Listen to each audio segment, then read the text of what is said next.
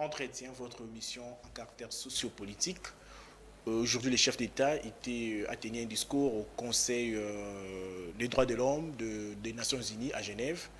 Le chef de l'État a balayé sur la situation sécuritaire de notre pays et puis il a parlé par rapport aux élections.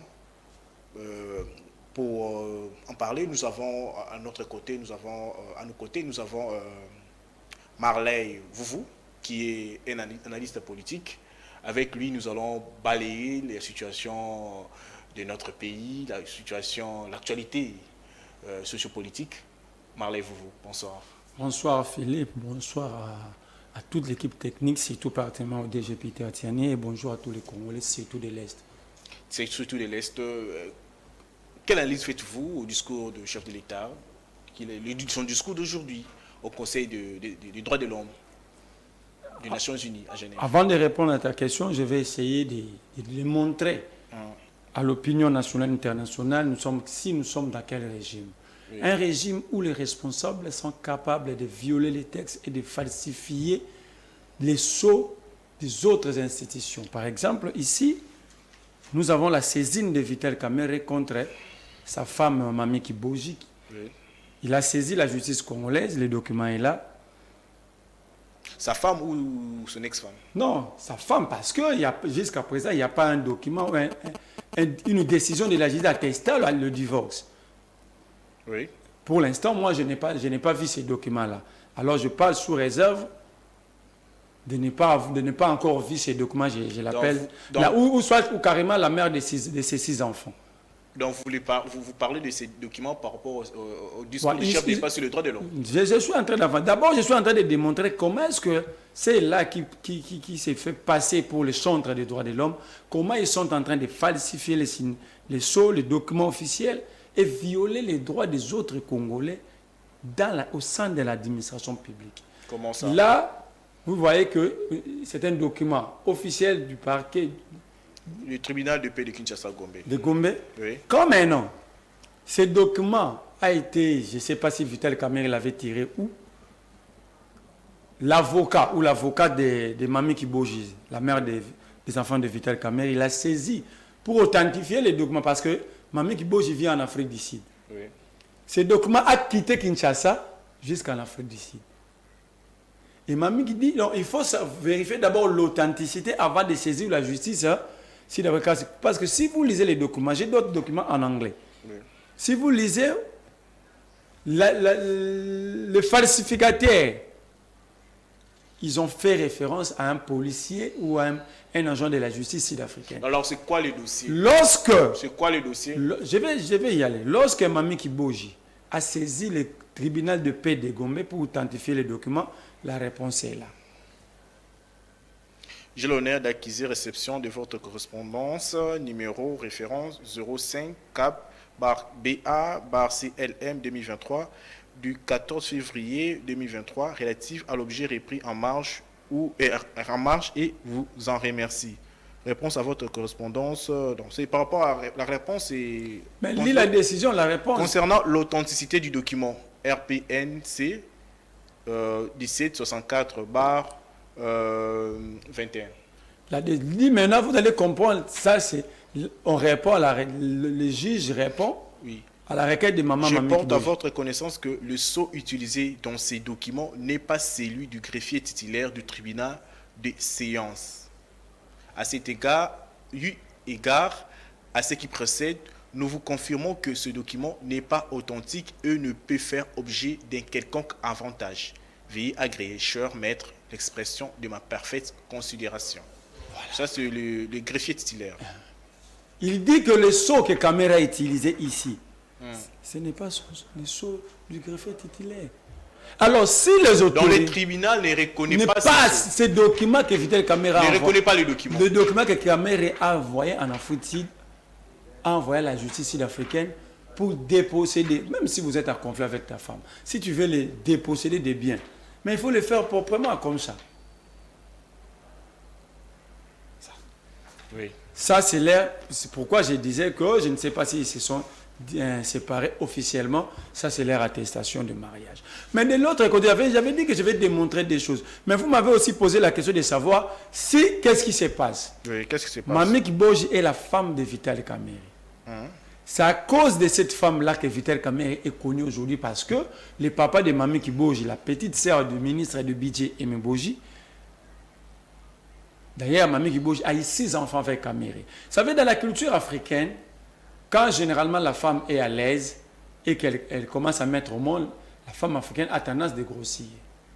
Et Kamerhe dit à sa femme que moi, j'aime pas des femmes grosses. Qui ont du poids. J'aime les... Là, selon vous. Non, Est-ce que vous étiez j'ai là? dit les choses telles qu'elles sont. Kamerhe, c'est une personnalité. Je ne peux pas quitter chez moi et venir mentir sur lui. Et surtout qu'il est vivant. La femme a commencé à prendre des produits pour maigrir jusqu'à avoir le cancer. Et pendant ce temps, Kamerhe fait un autre choix d'Amida. Qu'est-ce qui va se passer? Kamerhe commence à déposséder cette dame de biens. Parcelle, par exemple, la parcelle, le siège national de l'INC Croix-Rouge Barumbu.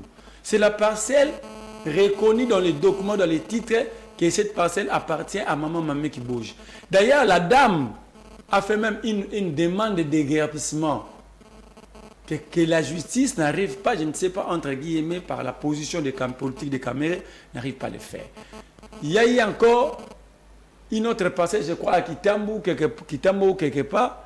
Vital Kamerhe a voulu désaffecter et la femme a fait une opposition.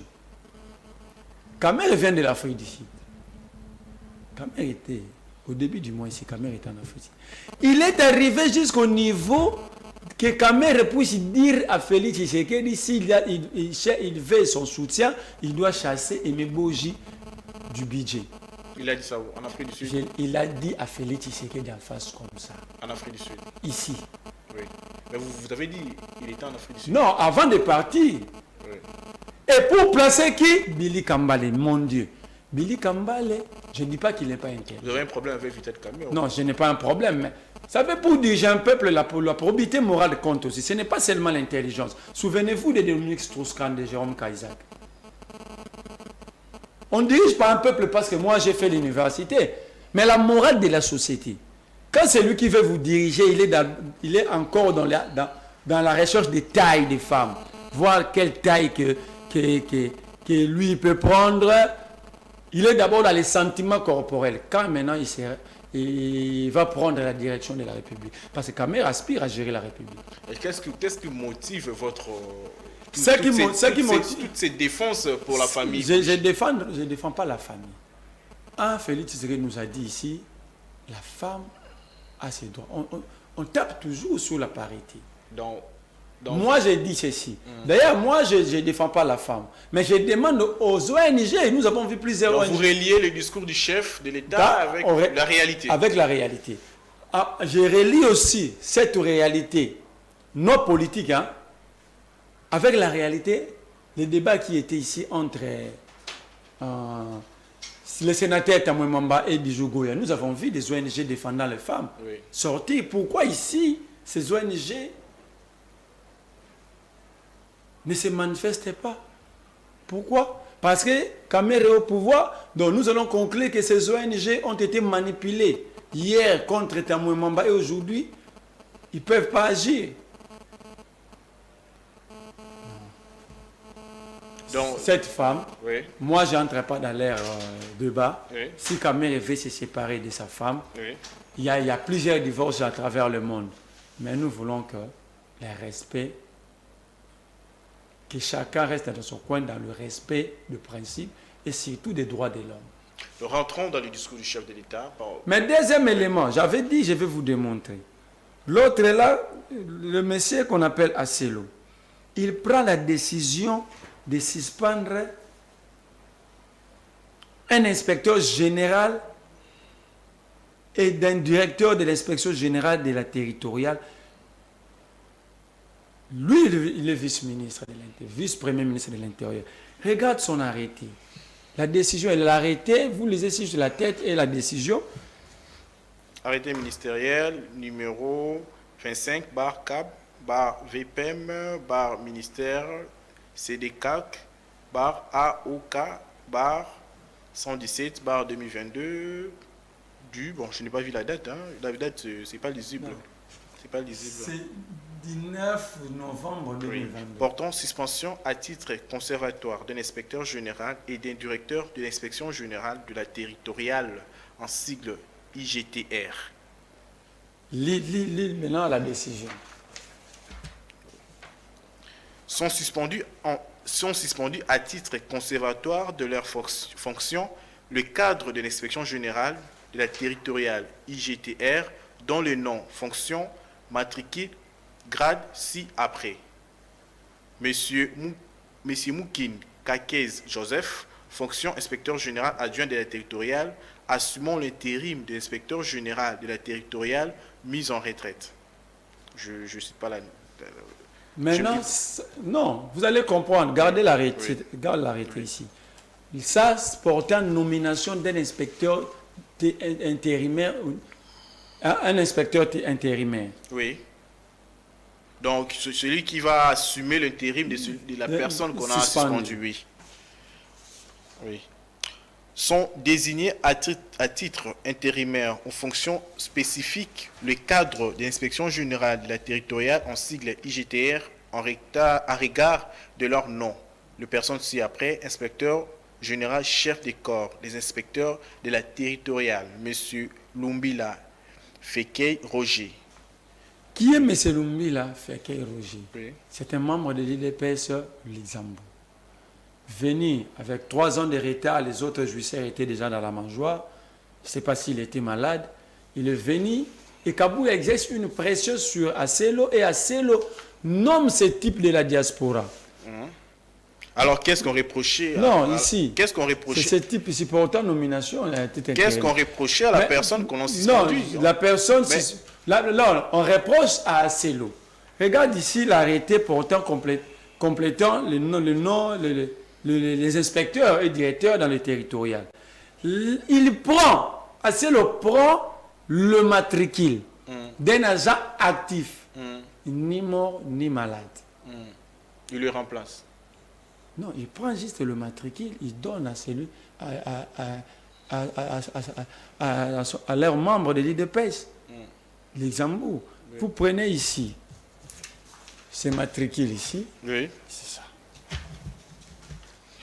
Baniele Kayembe, 854.994.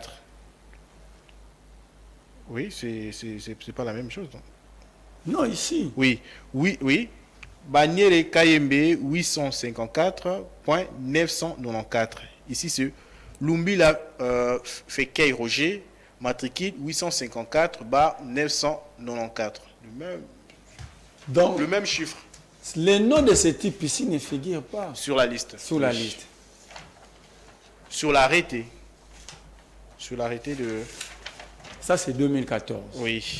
Ça, c'est 2022. Alors, qu'est-ce qu'il va pas? Or, ça, c'est le décret. Regarde ce que le décret dit. Le décret numéro 19/13 du 16 mai 2019. Sous les régimes, portant création, organisation et fonctionnement. Qu'est-ce qu'il dit le chapitre de l'article 7?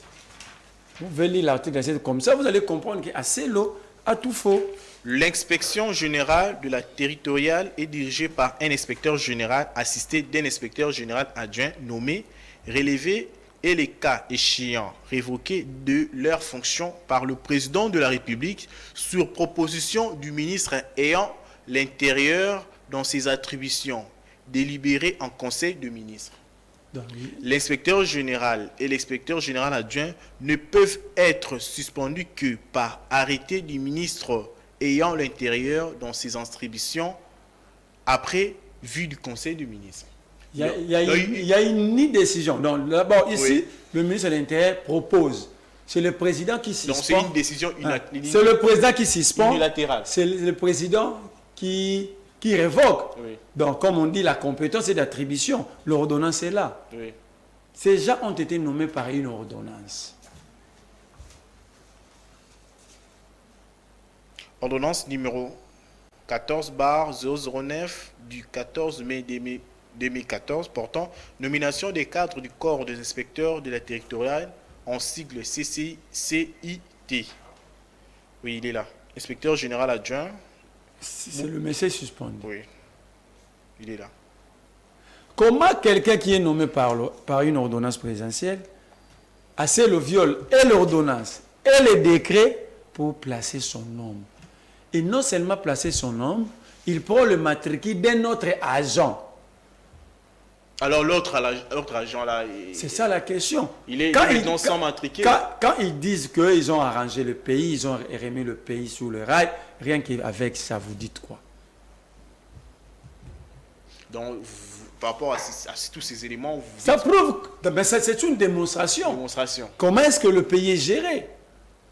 Donc, vous vous doutez du discours du chef de l'État? Non, déjà le chef de l'État dit qu'il n'y a plus de prisonniers à cause de leur opinion. Le pays est remis sous les rails du côté des droits de l'homme. Mais je me pose la question, il parle de quel pays? L'alimentation n'est pas un droit. Ça entre dans le cadre des droits de l'homme. Il y a des ONG qui font suivi Mais nous apprenons aussi que le passeport du président... Je vais avancer. Du parti politique... Non, mais j'avance petit à petit pour que les gens comprennent la grandeur. Il y a le droit de l'homme. Son passeport a été confisqué. L'alimentation. Un pays qui a plus de 26 millions de malnutris, vous dites qu'il y a les droits de l'homme. La tracasserie ici, ça viole le droit de l'homme. Parce que sur qu'il y a certains droits. Droit à aller à l'école. Les étudiants n'étudient pas, sont en grève. C'est un droit. Ça fait partie du droit de l'homme. C'est une éducation, non? Oui. L'emploi, 95% des chômeurs, ça fait partie des droits de l'homme. Mais on a aujourd'hui Transacadémie.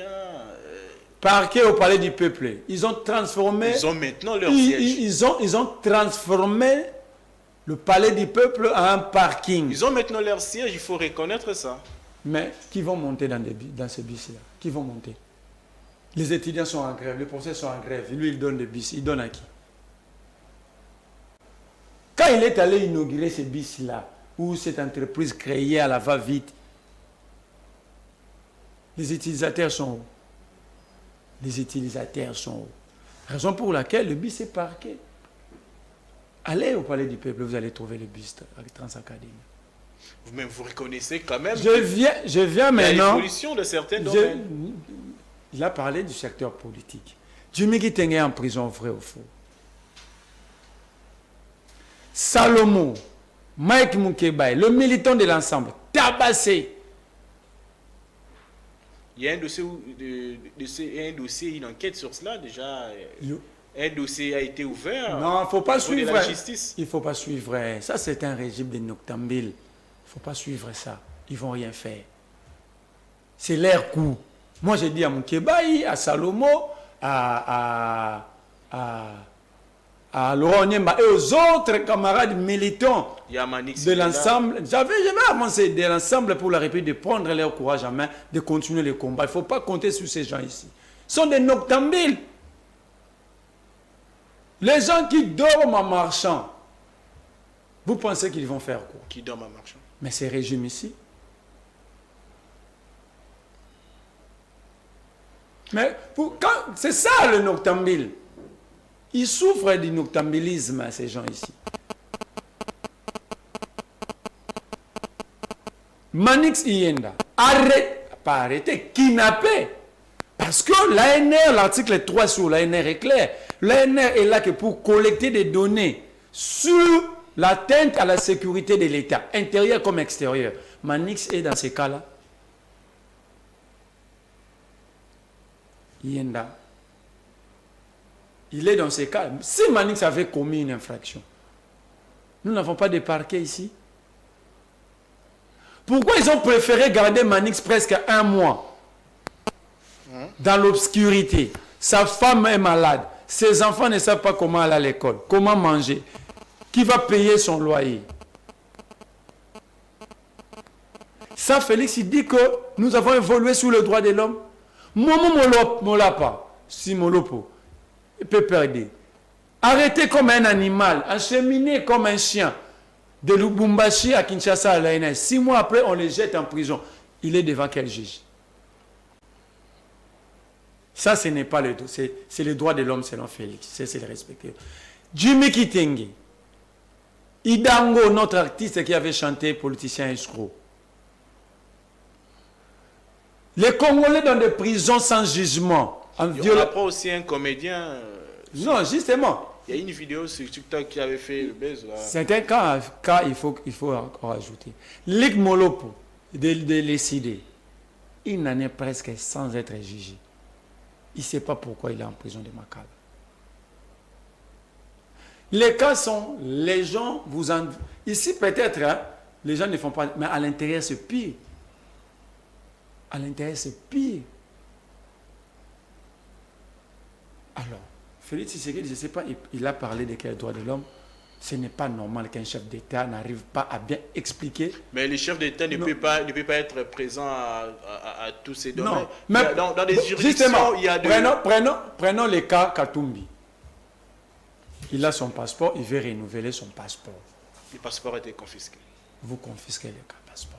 Quand Félix parle de l'état des droits, quand Félix parle des droits de la situation des droits de l'homme, est-ce que, je suis à la télévision, je ne peux pas dire certaines choses, est-ce que Félix lui-même s'est dit, je suis en bonne position de parler des droits de l'homme? Mais droits de l'homme, oui, mais le président de la République Félix ne peut pas être présent. Non, il est très mal placé pour parler de la situation des droits de l'homme au Congo. Regarde ce que font les militants de l'UDPS. J'ai donné un cas. Tabasser un cas de cadre d'un grand parti politique avec des militants. Brûler les drapeaux. Séquestrer un autre cadre comme Salomon Escadela dans un centre d'enrôlement. D'abord, c'est une violation sous la CENI et violation des droits de l'homme et violation sur violation. Vous avez vu un membre de l'entreprise nationale de fabrication d'injures et insultes prendre la parole?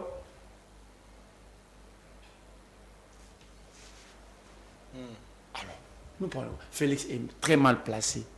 Nous avons vu, dans le cadre toujours de ce secteur des droits de l'homme, oui, données politiques, oui, les militants de l'IDPS ont insulté Maman Mabunda jusqu'à dans des parties intimes, même le parti intime. Ils n'ont aucun respect pour le maman qui a été arrêté. Nous avons vu le militant de l'IDPS, l'autre là, les directeurs techniques de Société nationale des fabricants de soins des gérants. Mais l'autre là, le combattant Simon Nieré. Oui, il a été arrêté. Il est arrêté, il est sorti comment? Quel est le document? Vous connaissez non, attends. On ne peut pas vivre dans un état où on prend Philippe, on le garde 2 jours pour le faire sauter en attendant, en attendant de baisser la tension. Non. Gilles Mouniéré devait être jugé d'ailleurs en public. Prendre des machettes et d'autres bandits, aller fouiller dans des hôtels. Mon Dieu, est-ce que nous sommes sérieux? Et lorsque le chef de l'État... Kabou a dit qu'il va distribuer des armes dans ces pays. Pour protéger leur pouvoir. Kabou a circulé. Ministre Kingaboua. Fils Moukoko a ajouté l'huile dans le feu. En disant, nous allons exterminer une race de Kingakati. Vous parlez de quel droit de l'homme? Casser des maisons, des gens comme ça, démolition, en violation de droits, de loi. Mais ces gens-là ont construit... Non, mon cher ami. Si on veut parler de la démolition, nous allons parler de la démolition. Jantini Ngobila, c'était un prévenu libre. Donc, en fait, moi, je l'appelle un prisonnier ambulant. Comment ça? Écoute, il y a des mots. J'avais fait des... Mais Jantini n'a fait que respecter, non, j'avais fait des recherches. La loi.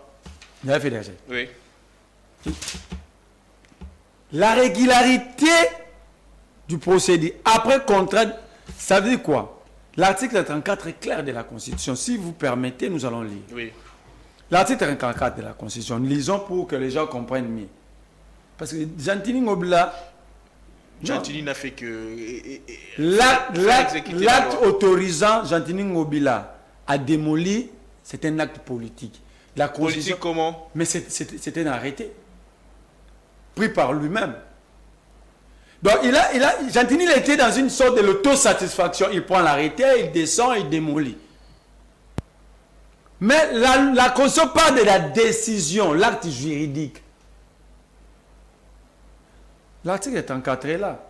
Dernière alinéa parle de l'acte juridique et non de l'arrêté du gouverneur ou ministériel. Avant l'explication, je veux que les gens comprennent ce que dit l'article 34. Oui. Article 34, chapitre D, de droits économiques, sociaux et culturels. Alinéa 1er. La propriété privée est sacrée. Alinéa 2. L'État garantit les droits à la propriété individuelle ou collective acquis conformément à la loi ou à la coutume. Donc l'État, oui, il encourage et veille. L'État n'observe pas. Le Conseil dit l'État veille. L'État veille à la sécurité des investissements privés, nationaux et étrangers. Mais lorsque ces gens construisent sur la voie publique, je vais démontrer. Oui. Alinéa 3. Nul ne peut être privé de sa propriété que pour cause d'utilité publique. D'abord, Gentini n'a aucun plan d'utilité publique. Recevez Gentini ici, il va balbutier. Il ne va rien dire de bon.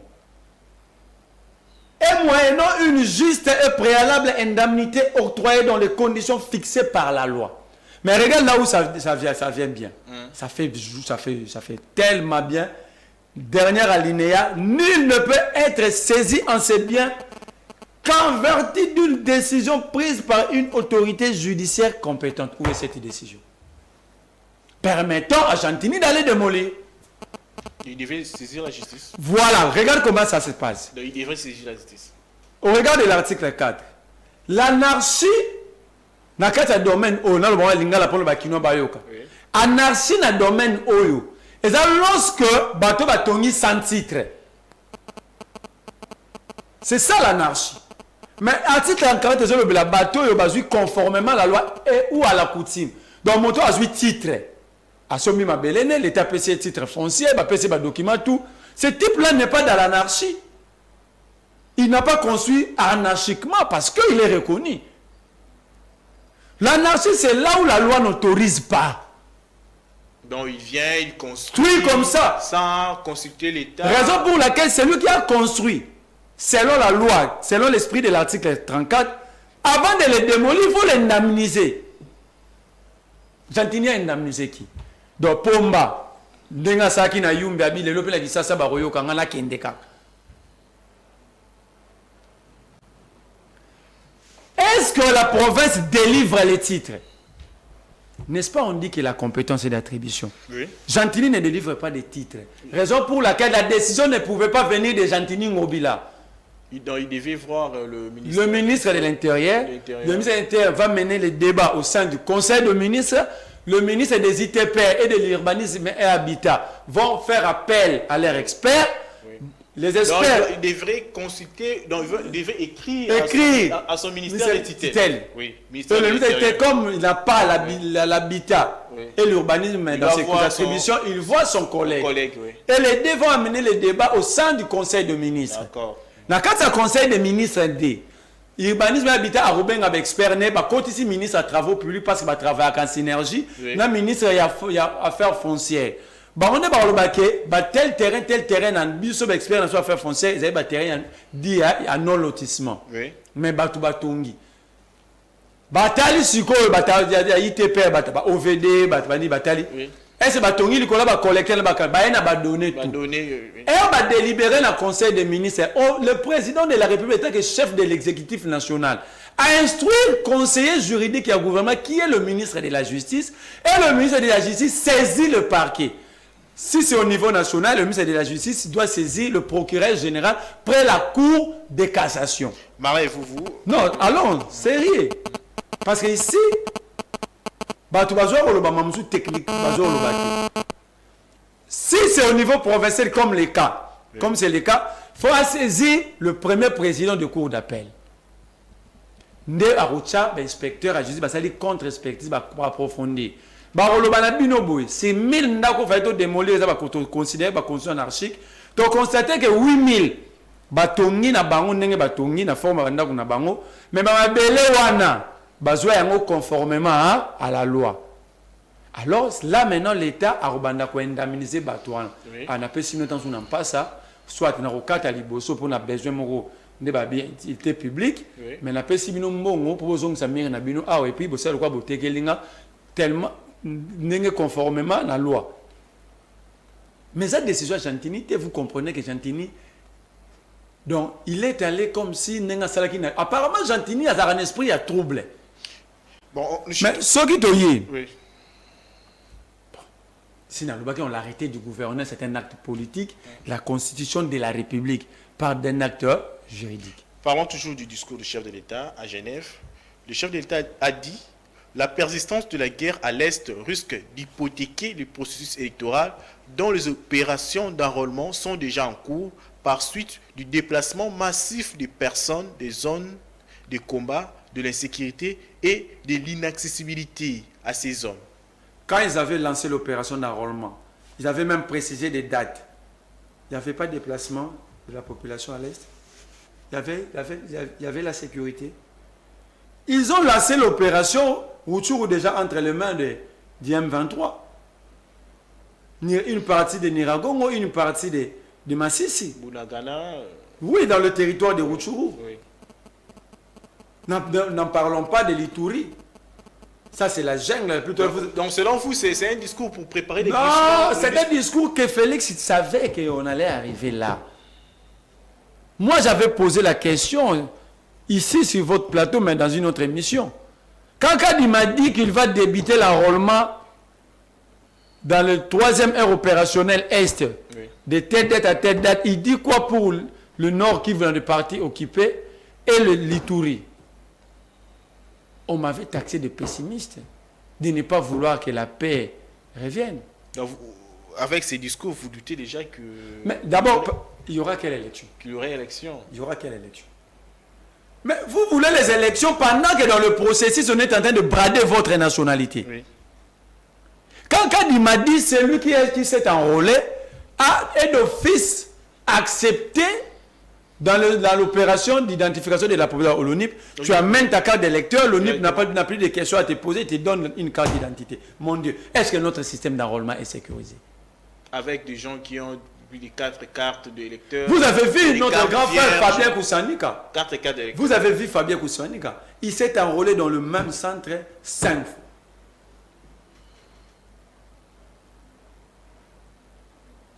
Ici, les gens déplacent des électeurs sans contrôle. Je ne sais pas qui est congolais, qui ne l'est pas. On prend tel de l'autre endroit. À Lingouala, moi je connais des gens, des prétendus candidats qui déplacent leurs amis de Mongafula pour venir se faire enrôler à Lingouala. Lui-même paye le chef de centre, il paye les commandants de la police. Par jour il amène 50 personnes, 50 personnes, 50 Donc, vous parlez, 30 personnes, 20 personnes. Et puis des deux, ce pays est sous l'occupation. Vous parlez de quelles élections? Un peuple occupé par des élections. C'est quand même aberrant, non? Un esclave par des élections. Marley, Félix Tshisekedi parle du Congo pendant que lui, il a rendu ce pays un État extraverti. Comment ça? Mais vous n'avez pas vu... Chez vous, tout ce que les chefs de l'État vous voulez que je puisse côté Félix Tshisekedi? Félix Tshisekedi n'a pas zéro, mais n'a rien. Donc, selon vous, pendant 4 ans... Il n'a pas zéro, il n'a rien à part ce voyage. Actuellement, il est en rodage de son avion. C'est fort, ça. C'est pas fort, il est en train de faire rodage. Vous avez vu quel président qui peut... Il se déplace. Non. Il est en voyage pour le bien de la République. Félix parle des droits de l'homme. Nous avons pour le développement, la paix, surtout pour la paix. Quelle paix? Qui nous a amené les M23? Non, qui nous a amené les M23? Vous n'avez pas attendu les profs Mbata donner même des dates sous lesquelles Félix Tshisekedi avait invité les M23 le 12 février 2019. Vous parlez de quelle Félix? La situation actuelle, c'est Félix Tshisekedi le maître. Il nous a amené tous les belligérants ici à Kinshasa. M23, Kagame, Museveni. Il n'a pas fini, il nous amène encore maintenant les groupes entiers, il amène ça ici, il est assez. Non, l'EAC est venu pour la paix. J'ai la lettre Félix écrivant à Kagame demanda suppliant Kagame pour que Kagame plaide pour le Congo afin que le Congo soit accepté, l'adhésion du Congo soit acceptée dans l'EAC. Mariez-vous. Grave, je vais citer. Chutons. J'ai dit à Moïse Katumbi, premièrement, de ne pas réfléchir sur ce passeport. Mais cette situation doit renforcer sa conviction, sa détermination de contribuer à la libération du pays. Il doit prendre ça comme une victoire sur ses adversaires.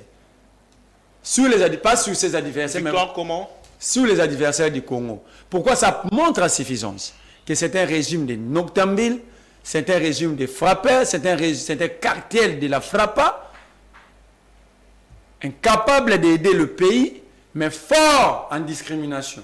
Mariez-vous, merci. Mais ce livre, je l'ai apporté à Félix Tshisekedi. Merci. Félix, on doit montrer ce livre à Félix Tshisekedi. C'est Robert Brin, Power, les 48 lois du pouvoir à contre-courant. Je crois que si Félix Tshisekedi arrivait à lire ce livre pendant 1 mois, même sa façon de voyager, même sa façon de communiquer face à d'autres chefs d'État, même devant les Congolais, ces décisions vont changer. Merci d'avoir répondu à notre invitation. C'est à moi de vous dire merci. Nous rappelons que vous êtes analyste politique.